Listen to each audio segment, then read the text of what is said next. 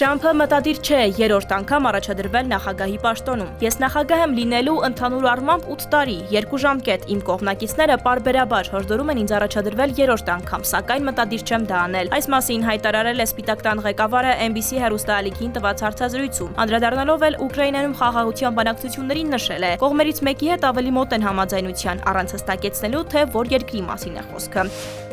Առևտրի նախարարությանը եւ ԱՄՆ առևտրային ներկայացուցչին Թրամփը հանձնարարել է 100% մաքսատուրք սահմանել արտասահմանյան ֆիլմերի վրա։ Ամերիկայի կինոարդյունաբերությունը շատ արագ է մահանում, այլ երկրներ առաջարկում են ամեն տեսակի խթաններ մեր կինոգործիչներին եւ ստուդիաներին Միացյալ Նահանգներից հեռացնելու համար, նշել է ամերիկացի առաջնորդը։ Հոլիվուդը խորտակվում է, ասել է Թրամփը, սա համարել է ազգային անվտանգությանը սպառնացող վտանգ։